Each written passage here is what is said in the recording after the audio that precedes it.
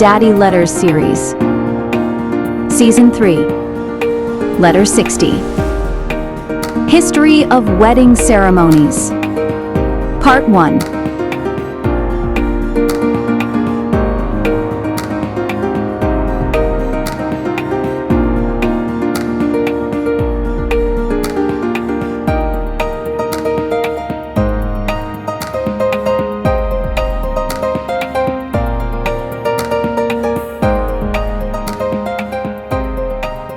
Dear Boaz and Ruth, since you two are in the middle of planning your wedding ceremony, your familial board thought it might be helpful to you if we provided you a brief history of marriage and weddings, to give you a sense of purpose and meaning, to influence your plans for the event.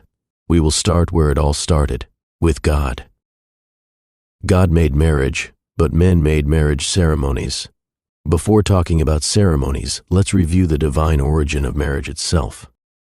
Marriage originated in Eden, but of course this fact is not recognized by some societies and cultures. Therefore, they see marriage as a human invention. But Christians know better. After creating Adam, God saw that Adam's solitude was not good, so he made him a helpmeet, as recorded in Genesis 2:18, which reads, "It is not good that the man should be alone. I will make him a helpmeet for him." Helpmeet means a suitable helper, suitable being the key word.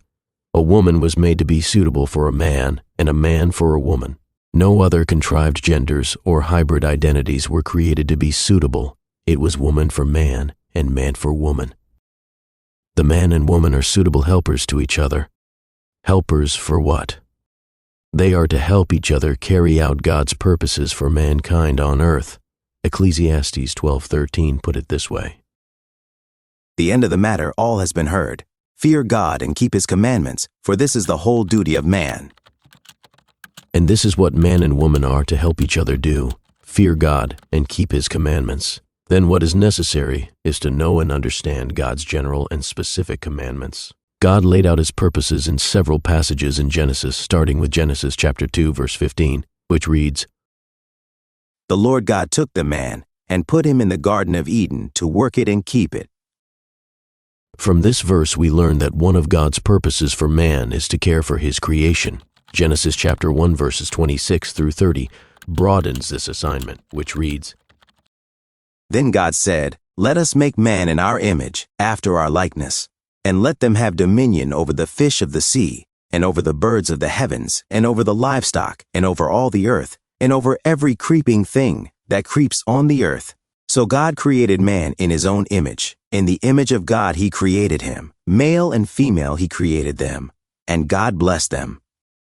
And God said to them, "Be fruitful and multiply, and fill the earth and subdue it, and have dominion over the fish of the sea, and over the birds of the heavens, and over every living thing that moves on the earth."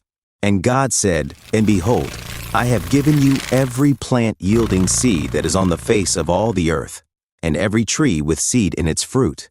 You shall have them for food. And to every beast of the earth, and to every bird of the heavens, and to everything that creeps on the earth, everything that has the breath of life, I have given every green plant for food." And it was so. From this passage we understand that God's purpose for man was to act as administrator over the living things and the environment he created to sustain life on earth. Yes, he gave man dominion over it. To do what with it? To be good stewards of it, preserve it, use it well, and see his glory in it. We also learn in Genesis that we are to bear the image of our Creator.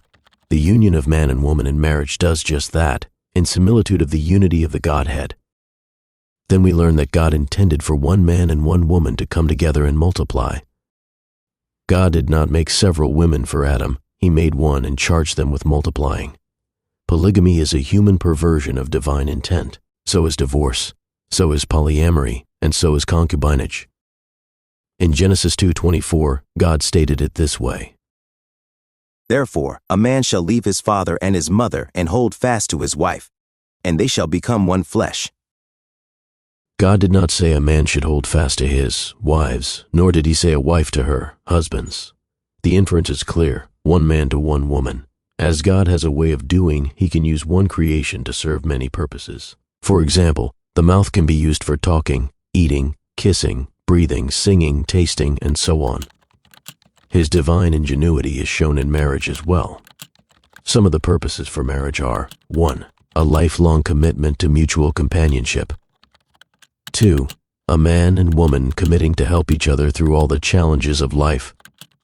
3. Commitment to a stable relationship that forms the basis of a family into which might be brought offspring to be nurtured into adulthood and a knowledge of God. 4. Commitment to forming a basic economic unit to provide for the health and well-being of the couple and the children. 5. Commitment of a man and woman to satisfy each other's designed psychological, emotional, spiritual, and physical needs. 6. Commitment to a relationship where humans can experience God's love in all its dimensions: filio, storge, eros, philudia, and agape. 7. Commitment to a relationship where men and women grow spiritually, where two complementary natures come together to produce a oneness that expresses God's complete image. 8. To reflect God's goodness and glory in the wonder that is the bond of a man to a woman. Now we see beneath it all that marriage is a commitment, and this commitment is vowed between a man and a woman, and both to God, to do what He designed man and woman through marriage to do. Marriage is a triangular commitment in the form of a covenant that binds three parties together in purpose: a man, a woman, and God.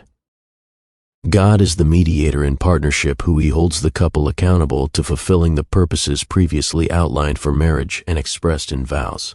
But even more, God is called upon to protect, bless, guide, and instruct the couple day to day.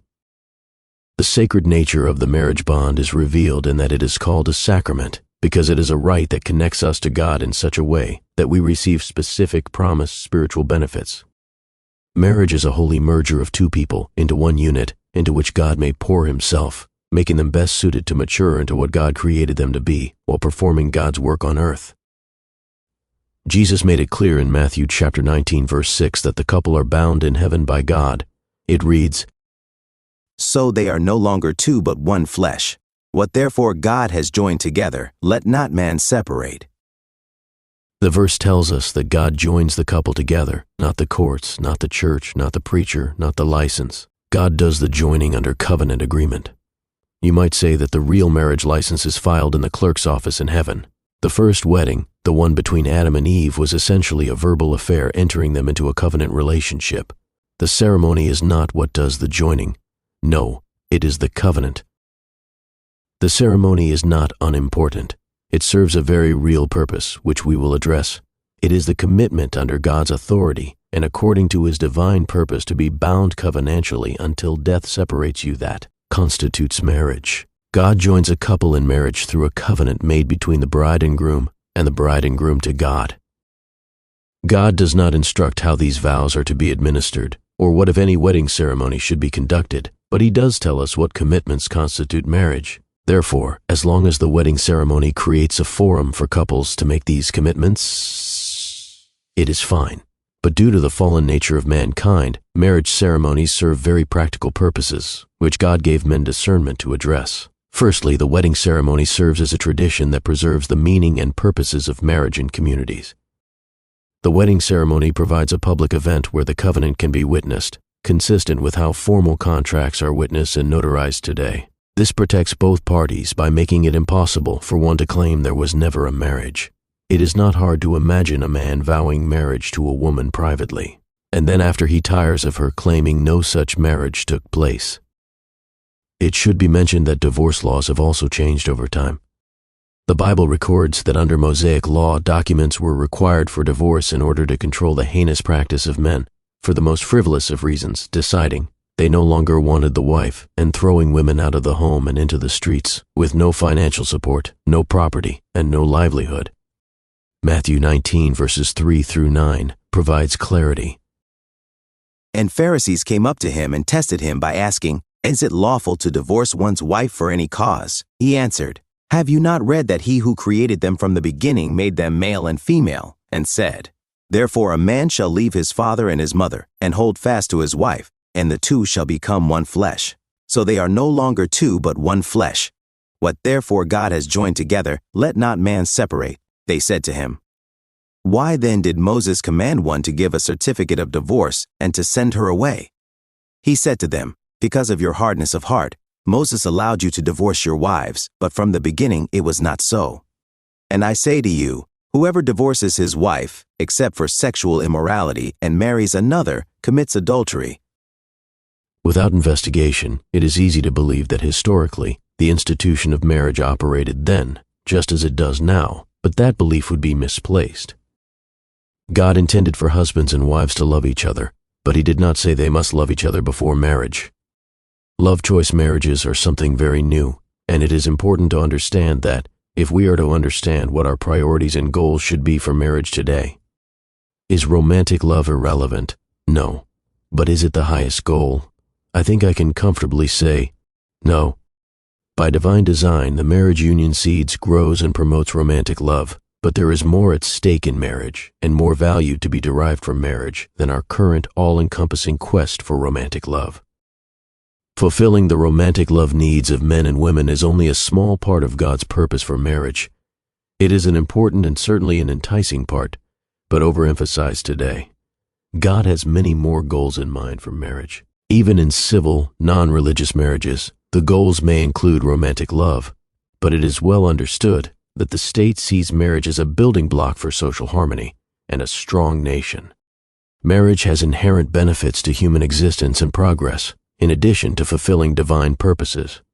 Let's waltz through a brief chronological history of the institution of marriage. Actually, let's stop here. We have given you two a lot to read and think about. We will continue with the chronological history of the institution of marriage in our next premarital study document. We love you both. Your familial board.